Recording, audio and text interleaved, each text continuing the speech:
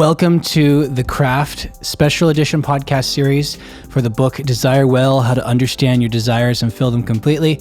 We're going to go to the next section of this book, all about how to understand your desires better and actually find the tampering in your desires. I hope you get value out of it as much as I do. Enjoy.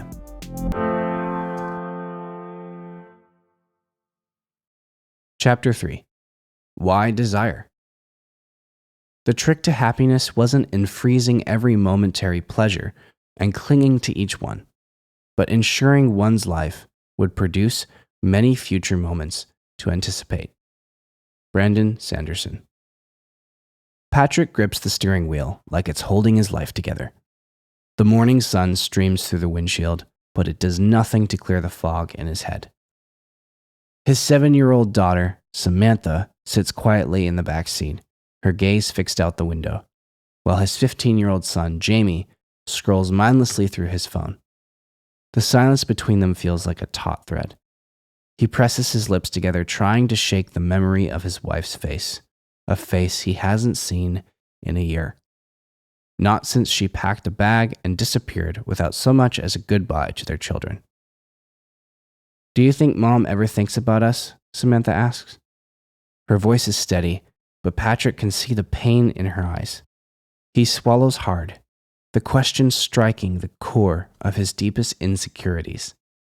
He knows the truth will only deepen her wounds, but lying feels like a betrayal of the faith he's trying desperately to model. "I think," he starts, his voice faltering. Jamie looks up now, his sharp teenage eyes locking on Patrick. "I think people make choices that hurt others because they're hurting too." Samantha nods, but her face is hard to read. Patrick feels a pang of guilt twist through his chest. Jamie doesn't look up from his phone. When they pull into the school parking lot, Samantha climbs out without a word. Jamie hesitates. His voice is low when he finally speaks. "She probably doesn't care, does she?" Jamie asks. Patrick opens his mouth to respond, but Jamie shuts the door before he can. Patrick sits there in the car, watching them go. The words catch in his throat. He wishes he could fix something. Anything. Our desires are good. They help us find happiness. When we choose the right path, we fulfill our desires well. When we don't, we feel less satisfied. The right path can be challenging. We often settle for less than we need. We search for answers but often miss the mark. Sometimes we stumble without knowing why. It can be hard to find happiness. We often want the reward without the work. Many people need help to get back on track. We need more than just trying. Without clear direction, we are lost. What will satisfy our desires? The answer is to understand our desires. You need to know what your desires are and how to fulfill them. When we do, we know what we need. We know where to find happiness and fulfillment. The lens of desire. Why talk about desire? Some think desires cause problems. It can seem easier to control ourselves with fewer desires. This view is not complete. Desires help us know ourselves better. They come to us, even when we don't ask for them. Some desires are quick. Some desires last a lifetime. Some come from within. Others come from people around us. Some desires help us. Others get in the way. Understanding them helps us find the answers we seek. It takes time and effort, but it leads to a better life. When you understand your desires, you see yourself better. You learn that you are not your desires. You are more than what you feel and think. You can act on your desires without being controlled by them. This new way of seeing helps you know who you are. The big mistake. We are not just our desires. To see yourself clearly, you must stop thinking of yourself as a sum of desires. You are more than what you believe about yourself. To find true happiness, you need to understand who you are beyond your desires. Many people think they are the sum of things like failures or successes. experiences or memories, relationships, job or goals, things they own, personality, skills or talents, health, or anything you identify with. But these things change. Basing who you are on them is not helpful. They cannot give lasting happiness. We often mistake our desires and actions for who we are. To fulfill our desires, we need to know who we really are. We must see that we are more than the things that change around us and in us. The main point. The main point of your life in this world and the main point of this book is this: learn to love. Become love. Make everything in your life about love. Shift your view of yourself to be for love. Love. That's it. That's the point. If you spend the rest of your life loving, it is a life well lived. You must realize that what you're after is love. What you desire in the end is to love and be loved. When you orient your life toward love, everything starts to make sense. You find what you're looking for. Real love answers the restless heart. With love as your guide, you can see your next step. Love guides you to become the healed, whole, and complete version of yourself. Orient your life to love because the main point is to love. For desire, love is living your life for the good of others, even unto death. When you do, it is a great joy in a life well lived. You are such a complete gift for someone, or many people, that your life has indescribable meaning. Love is what gives your life meaning. It is where we find happiness despite any suffering or loss. Your pain can take on new meaning through the love you give. Chapter summary. Through love, you can start to understand your desires, heal the broken ones, and fulfill them fully. To do that, you need a new view of your desires and of yourself. Thinking questions. Can you find love? How do we even begin to love? How do you love now? How might we see our desires as an invitation to love? Who are you as it relates to your desires and love? Part 2.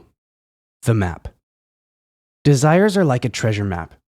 The treasure is a desire fulfilled completely and accurately. To fulfill our desires, we need to study the map.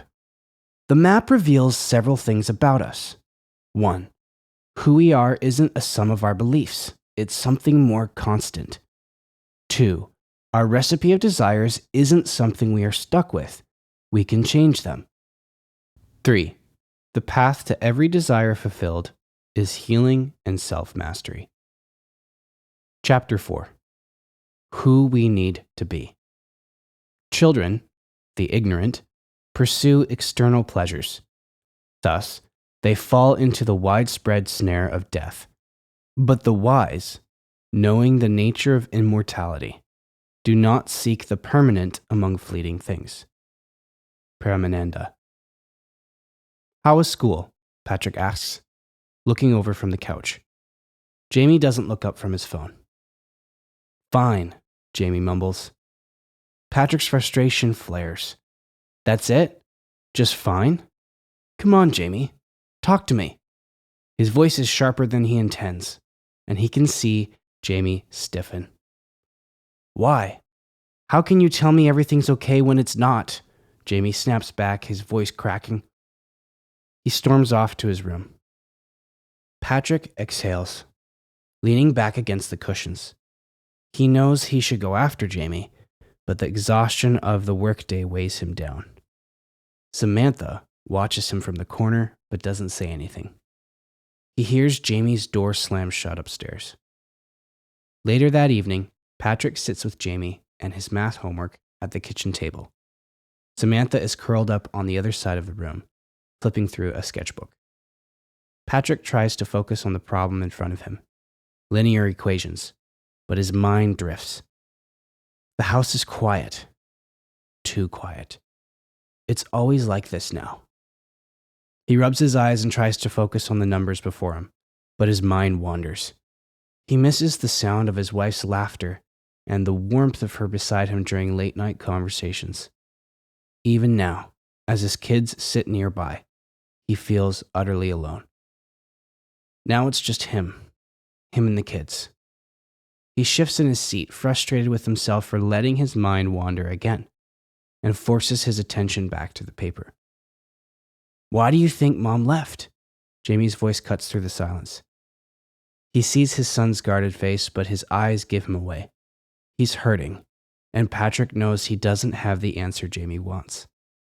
"Jamie," Patrick begins, sighing deeply, "there's a lot we may never understand about what happened. But what I do know is that you and Samantha are my priority. Always." Jamie looks down, his lips pressed tight, as if he's weighing whether or not to believe him. Jamie nods, not looking at him. Patrick wants to say more, but he doesn't. Instead, he reaches out and squeezes Jamie's shoulder.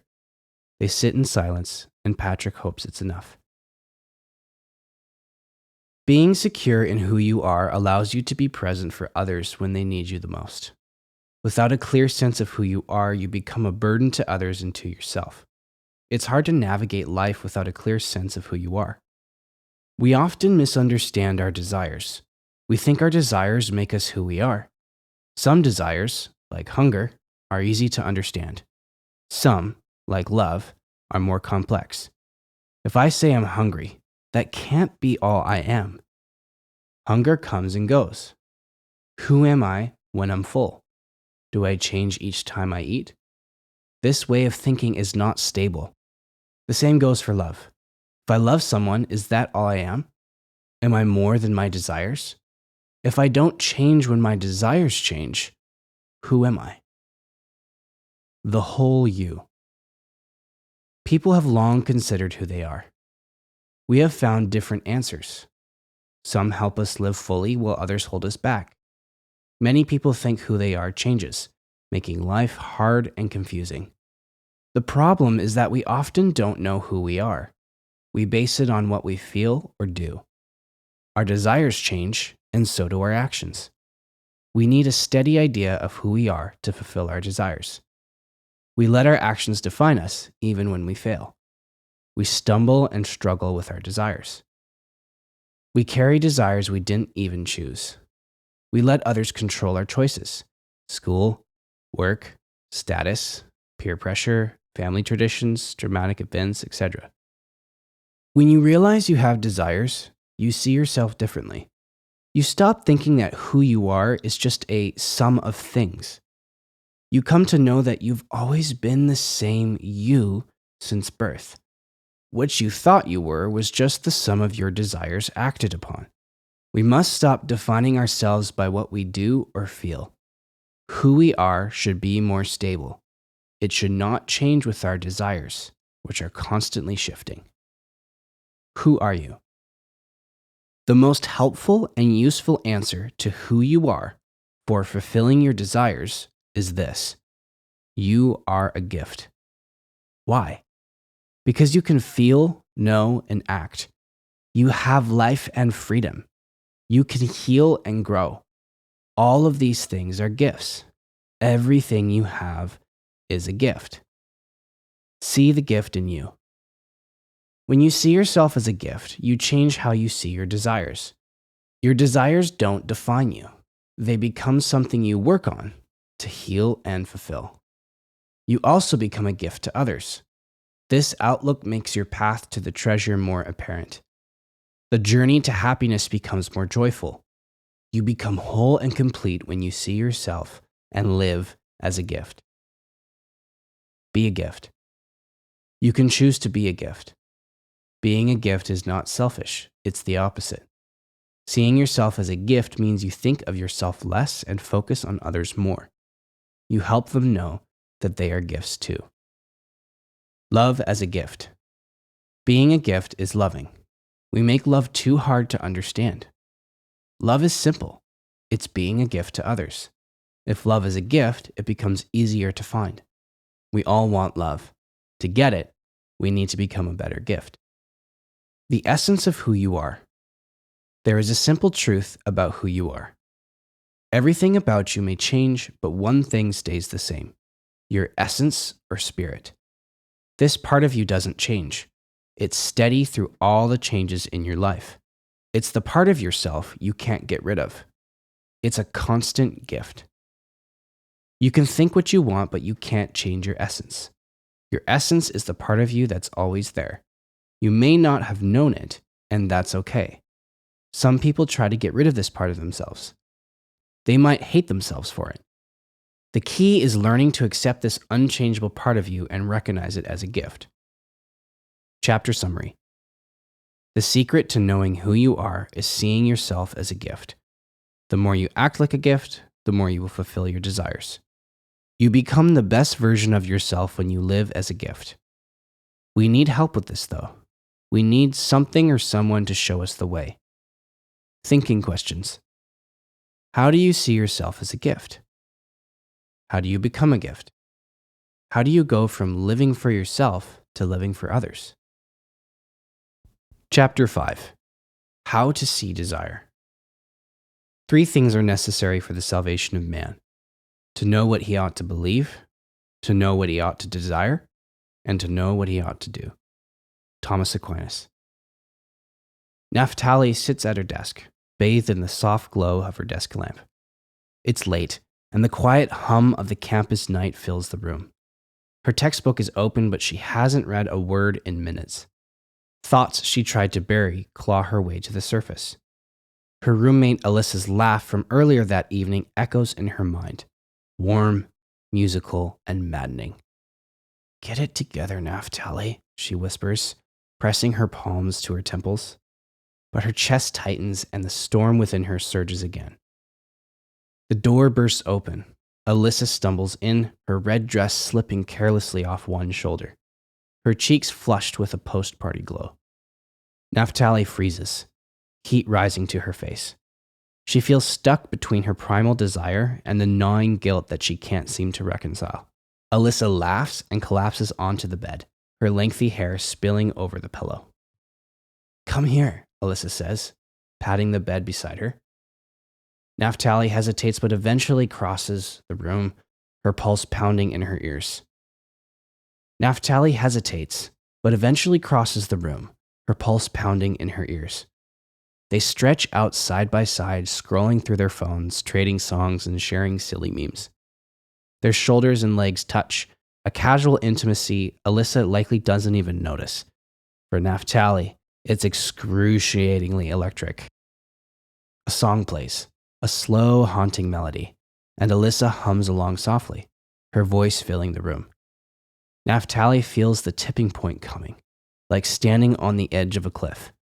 She turns her head, watching Alyssa's lips move to the song. Without thinking, without stopping herself, she presses forward and kisses her. Alyssa stiffens. For a moment, she doesn't move. Then, with a tenderness that feels like both a salve and a dagger, she pulls back. Her hand rests lightly on Naphtali's arm, her eyes searching, her voice calm but firm. "Hey," she says softly. "Naphtali."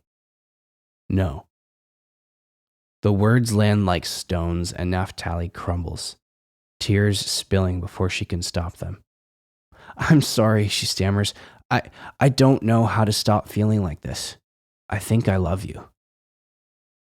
It's natural and good to want to satisfy your desires. Your desires push you toward feeling complete. You can't be fully alive without desire. Desire makes you human. Desire shapes how you think, feel, and act. It's what happens when you want or need something. Some desires, like hunger, are easy to fulfill. Others, like love, are harder. What you do is up to you. You can't pretend they don't exist. Desires are a force that invites you to fulfillment. Healthy desires show you what you want. Unhealthy desires twist what you want into things that are bad for you. It's essential to know the difference. A free person controls their desires. They fulfill their desires without losing control. They learn to see each other as good or bad, natural or not, felt or avoided, quick or long lasting, partly fulfilled or fully satisfied. Desire comes in many forms. You can find them, you can feel them, you can fulfill them, you can learn about them, you can change them, you can let them control you, you can control them, you can heal them, you can ignore them, you can repress them, you can twist them, you can try to fulfill them with the wrong answers, you can also satisfy them with the correct answers. Tampered desire. A healthy desire has no tampering. A tampered desire has bad qualities like evil, unnatural, avoided, repressed, twisted, starved, or partly fulfilled. We often mistake tampered desires for natural, healthy ones. Many times we don't even notice the tampering. When you tamper with desire, it's harder to be free. You can get tampered desires from birth, trauma, parents, friends, bad choices, or other influences. You can even tamper with your desires without realizing it. The cycle of tampering. Most of the time, we act like there's no tampering. We respond to tampered desires like they're healthy. We look for answers. When the answers don't work, we try more. We try harder. We try different ways. This pattern can become a cycle in which we repress, avoid, or poorly answer our desires. When you don't fill them appropriately, they twist and become more tampered with. Our good intentions start to harm more than help. We often repeat this cycle year after year, generation after generation. Over time, we can forget the difference between tampered and untampered desires. Tampered desire becomes the new natural desire. They start to feel normal. They confuse you about what is true, good, and beautiful. Useful morality can even seem at odds with answering your desires in the best way. The best moral guidelines help you master healthy desires. They guide you to the treasure every time.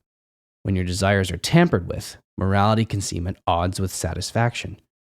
We blame morality, which didn't change, instead of the tampering happening to you and in you, the actual cause of your suffering. Tampering messes with your satisfaction. Tampering is the dragon between you and the treasure. Tampering is the dragon you must defeat to get the treasure you seek. Many desires are touched by tampering, which can lead to suffering or addiction. Extremely tampered desires want answers that go against what is natural or good. You could even simulate filling your desires with answers that seem to work in the short term, but have long-term consequences. What is healthy desire? Healthy desire is hard to understand. Recognizing any tampering is the first step to understanding healthy desire. Tampering gets in the way of healthy satisfaction. It's like a sickness that keeps desires from being healthy. You can only satisfy untampered or healthy desires. Untampered or healthy desires are under control, free to fulfill or not, fully satisfied with the correct answer, and they send clear signals when fulfilled. Not all desires are tampered with. Some come from good influences. You may need help to recognize and heal the tampered ones. If you've been living with a recipe of tampered desires, it can be challenging to see what healthy desires could be. Your tampered desires may be giving you healthy signals. However, even with the best answers, you won't satisfy your tampered desires completely and accurately. The good news is that you can heal and restore what has been tampered with. There is hope. Root versus niche desires. Seeking the treasure involves risk. If we don't read the map correctly, we may miss the treasure. When we ignore our desires, they often fester and demand fulfillment. We must know our desires to avoid harm. Many of our desires help us survive and thrive. Desires like hunger, thirst, and movement tell us when to act. They are easy to understand but can be hard to control. Many desires are also complex. Love, community, and friendship are deep forces. Desires like money and power can push us for good or harm. We can sort both kinds of desire into a few main groups: love, friendship, sex, status, community, life, hunger, thirst, movement, health, freedom, money, power, adventure, and independence. The three root desires are love, life, and freedom. You can always fulfill them, and they also return like hunger. The other niche desires may fade when satisfied. However, they may never cease if they get out of control. Niche desires can seem like root desires, leading us to act on the wrong signals.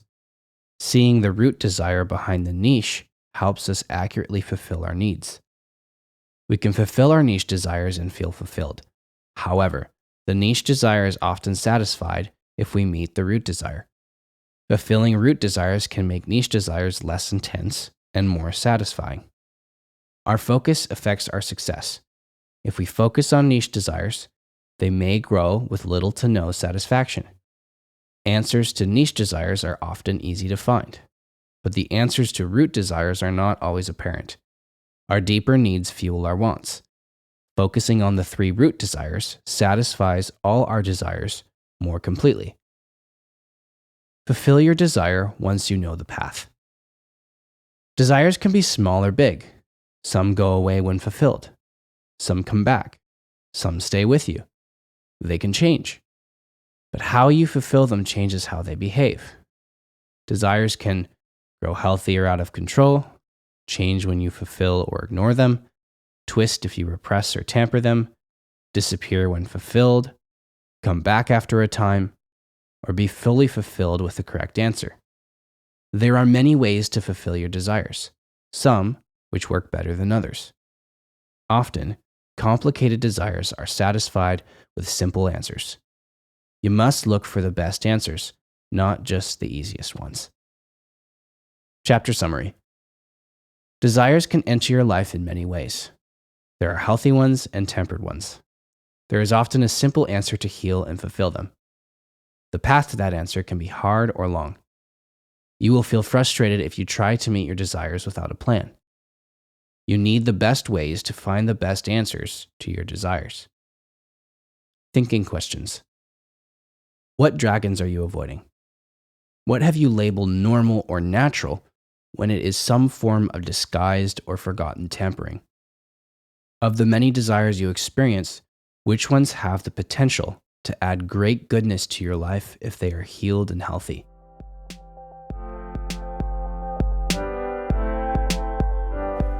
Just wanted to take a moment and say, if you are enjoying or getting value out of this book, to consider sharing it with someone you might know in your life that would need this audiobook.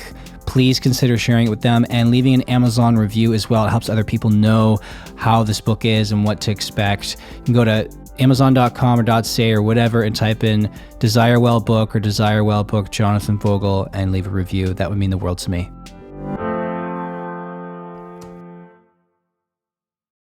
Chapter 6. The Path. The secret of success is learning how to use pain and pleasure instead of having pain and pleasure use you. If you do that, you're in control of your life. If you don't, life controls you. Tony Robbins. That night, as Chip lies in bed, staring up at the ceiling, the pain in his limbs becomes unbearable. His body feels like it's betraying him. Every joint is stiff and swollen. His chest aches with each breath. The bed, once a safe place, now feels like a prison. He tries to move, but sitting up takes all his strength. The effort is too much. It isn't just a bad day. His body is breaking down. For a moment, Chip thinks it might be too late. He considers what it would feel like to give in, to let the pain swallow him whole. But then, in the room's quiet, the thought creeps in.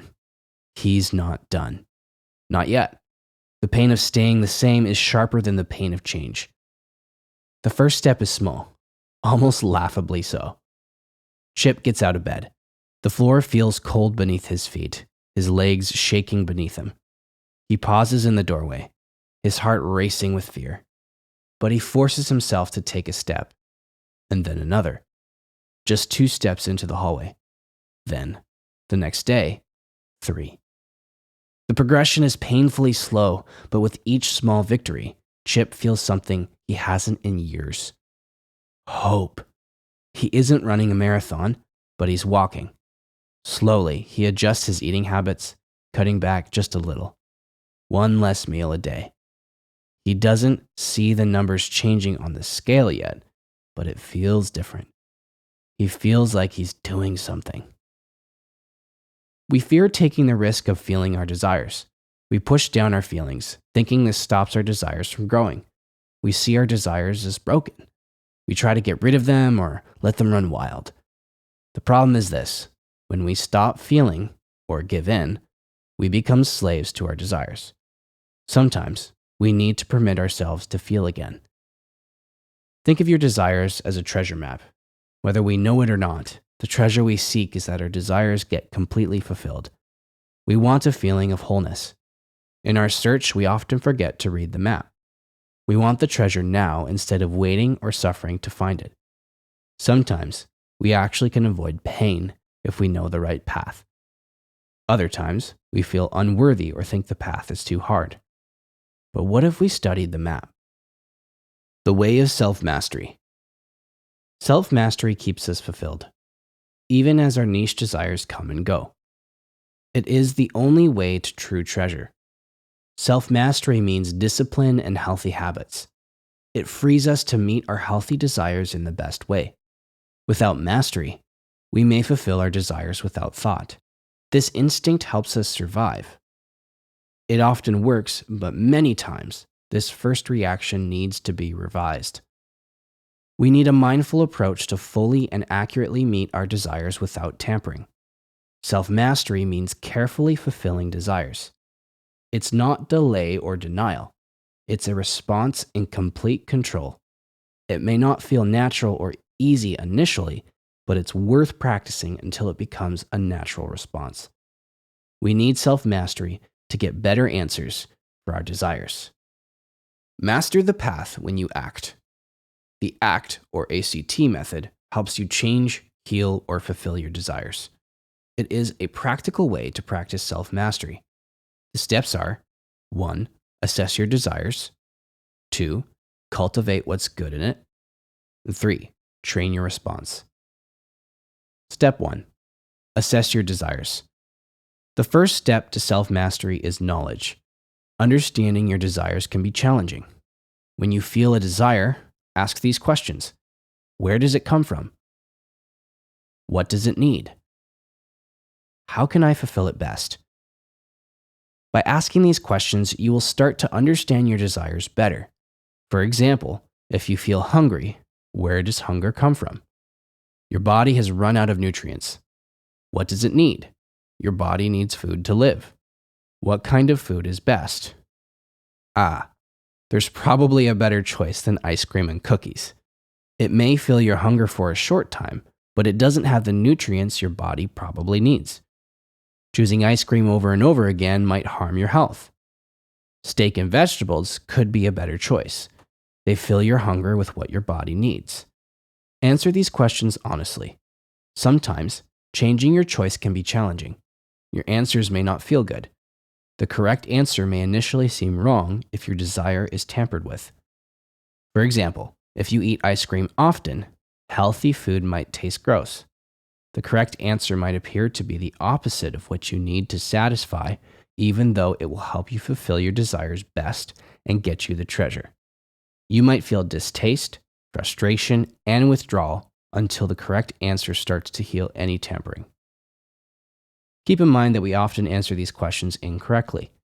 Wrong answers are easy to get when our desire is any of the following: tampered, disguised, complex, hard to fulfill, hard to understand, misunderstood.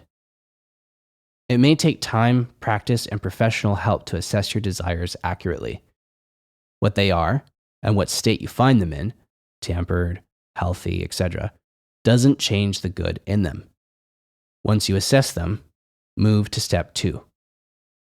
Step 2. Cultivate the good. Finding the good in your desire helps it heal. Even twisted desires can come from a good place, like a need for love, life, or freedom. Sometimes it's hard to see the good because of roadblocks, like distaste.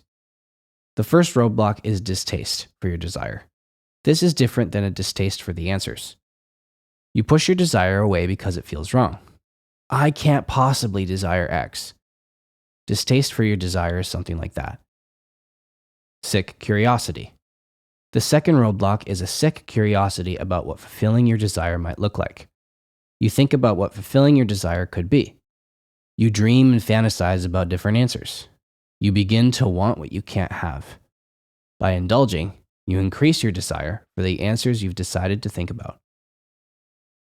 Skewed morality. The third roadblock is your moral response. Your values and beliefs either hold you back or force you to act. You've trained yourself with your beliefs and values to reach for a planned answer, even if it's wrong. Reality.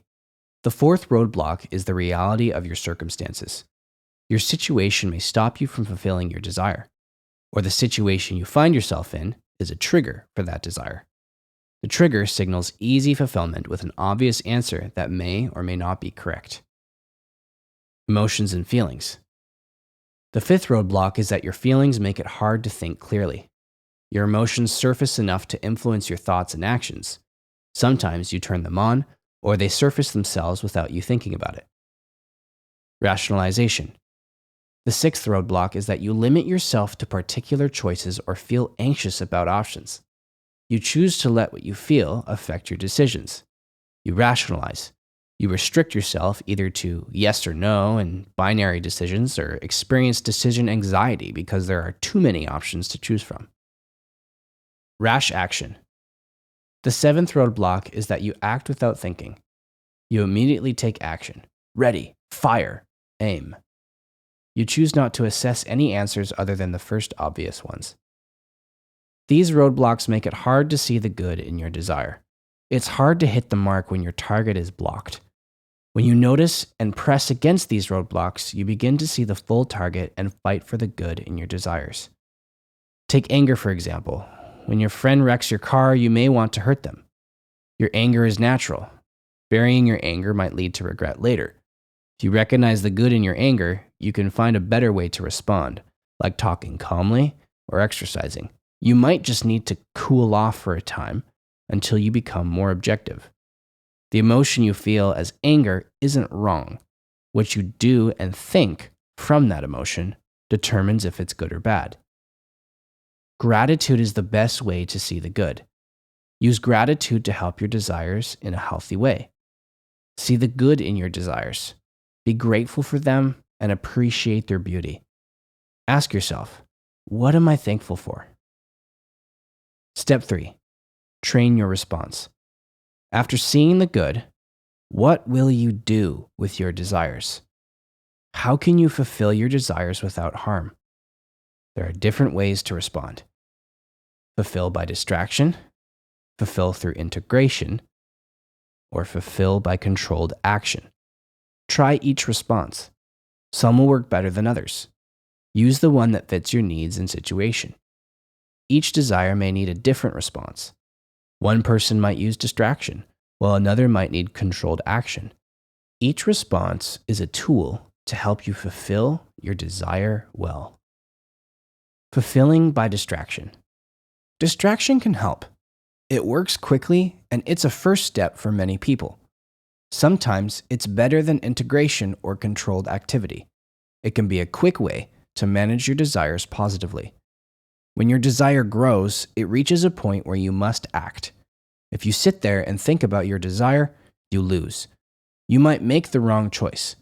The key is to do something good with your whole heart.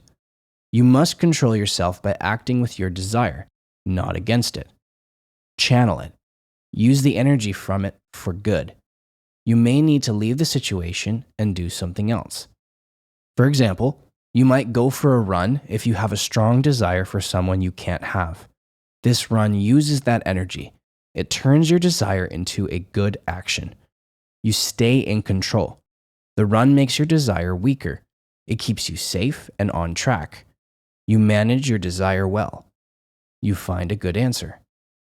Distraction can look like exercise, leaving the situation, changing your thoughts and focus, switching to a new activity, or doing a planned activity. Some people like to plan, especially if they are healing. They may write down what they'll do next time a desire feels strong. They stay prepared. Distractions can help until you get the healing you need. A healthy distraction may be the best answer for now, and that's fine. Fulfilling through integration. Integration is more complex than distraction. It means you don't act on every desire right away. Instead, you learn to sit with your desire. You feel your desire fully. Integration fulfills desire by reaching a state, not always by taking action. Feeling your desire fully may fulfill it or make it fade. Integration combines feeling your desire and healthy action. It helps you grow in self-mastery.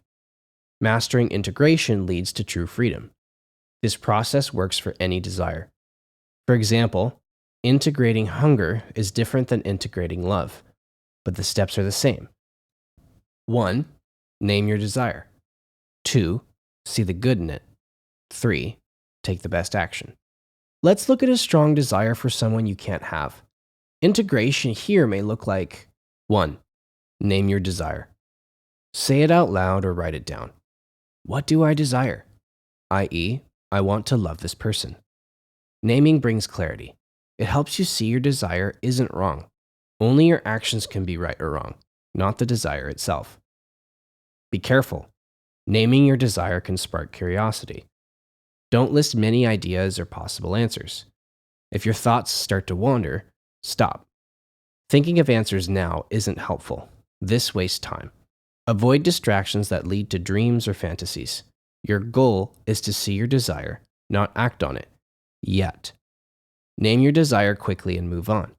If you can't name your desire without quickly moving to step 2, stick to a healthy distraction instead.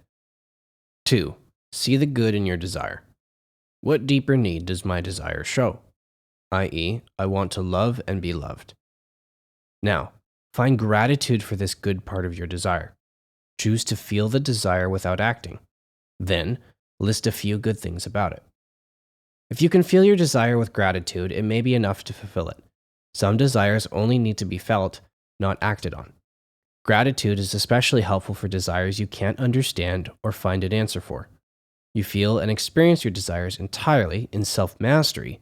When you name them, you see the good in them, and you feel them fully. Thinking about what you can't have in real life for your desire right now is different than a healthy use of your imagination. Your imagination is essential in many cases. However, using it to answer your desires with fantastical thoughts can be a slippery slope that leads you down a dark path if you're not careful. This dark path can often manifest physically, starting with a thought that ends with missing the mark completely. In contrast, a healthy use of imagination is necessary to find the treasure every time. Focus on the good parts of your desire and be grateful for them. Instead of imagining answers you can't have, focus your imagination on how to get the best answer after you see your desire clearly for what it is. This focus is a subtle difference, but an important one. This step helps you manage your desires with care and control. Feel your desire burn within you, then find the best answer. Step 3. Step 3. Respond with the best action. What is the right thing to do? What is the loving thing I can do? Feeling your desire on its own may not be enough to satisfy fully. If so, choose actions focusing on the good in your desire and what helps others. Avoid thinking about things you can't have. It can feel novel and even pleasurable to imagine different answers you can't have right now. The problem is that thinking about answers you can't have is an answer too. It's often the first easy one we choose. It's also not always the best answer designed to fulfill your desire. This kind of answer is almost correct, but it misses the mark when looking for the treasure. Sometimes, you may name your desire, see the good in it, and even feel it entirely, but you will still need a healthy distraction. Distraction can be a good option as long as you practice mastery over your desires. For those who reach this third step, you master yourself enough to make a choice. You can now decide if you want to fulfill your desire. You can act on it or not. You are not a slave to your desires. You understand them and control them. Nothing controls you anymore. You have found the treasure of true freedom. Fulfilling through controlled activity.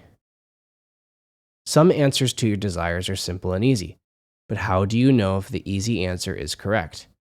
The question to ask is, will this make me and others better? The key is to know the correct amount of right action to take. Sometimes your desire's answer is clear, but there's a difference between just doing the easy thing and discerning the right amount of the correct answer that fulfills your desire, even if it's hard. Not controlling your desire can harm you. For example, drinking too much alcohol can kill you. Control helps you fill your desire without harm. You want a healthy feeling of being fulfilled, not emptiness or overdose. Mistakes happen when we try to fulfill desires. Too fast, too slow, too much, or too little. Each desire has a way, or multiple ways, to best fulfill it. Each desire also has a right answer or various answers that require the correct amount of action. Too much can make it feel wrong, while too little can make it grow stronger and twist. Sometimes you might need to hold back from fulfilling a desire, especially if it needs healing from wanting a wrong answer. Getting the correct answer and the amount of action required for each answer is critical to finding what you seek. It requires patience and practice. It's all about the dose. What if there's no answer? What if you can't seem to satisfy your desire? Well, there's a few options for you. First, heal your desire if it's tampered. Second, change your desire. Third, let your desire die. Focus on the other aspects of your root desire. Or 4, submit to integration or distraction in joy and patience. If you let it, desires like a desire for heaven or a desire for someone to change become a constant weight. You can let it control your happiness, or you can experience intense meaning and joy in the waiting. Desires that keep returning are hard to satisfy when the answers aren't available or clear. It's up to you to find the answers. You are the master of your desires. Sometimes, the journey gives you enough to keep going in the hope of satisfaction. St. Paul says it well. For this perishable body must put on imperishability, and this mortal body must put on immortality. When this perishable body puts on imperishability, and this mortal body puts on immortality, then the saying that is written will be fulfilled. Death has been swallowed up in victory. Where, O death, is your victory? Where, O death, is your sting? The sting of death is sin, and the power of sin is the law. But thanks be to God who gives us victory through our Lord Jesus Christ. 1 Corinthians chapter 15, verse 53 to 57, NRSV. The victory is in the holy death. When your desire can't be satisfied, there is great good in dying to yourself so that you might have a new life. What does this mean? When you become a slave to your desires, you lose. When you master the timing and the best ways of satisfying your desires, when they don't rule you, you hit the mark. You get the treasure. Holy death can be a reward in its own right. The power of a trigger word. Words have power, and a word you assign power to can help you fulfill your desires. The power you give it will help you remember your path and hit the mark as you journey to the treasure. For example, to distract yourself when desires cause you to act, you might say, refocus, to help you remember your distraction plan. You might say, integrate, to help you remember to feel your desires fully before you repress or avoid them. You might say, respond, to help you choose the best controlled activity for your desire. Trigger words can be a helpful way to remember your training and improve your satisfaction. Don't forget all the good ideas and progress you've made. You shouldn't have to keep rereading this chapter every time your desires need help. You might reread it the first few times, but the idea is that you become a master at dosing the best answers that fulfill all your desires. Chapter summary. Desire, in its place, can add meaning to your life. You choose the best way to fulfill your desire with each right step.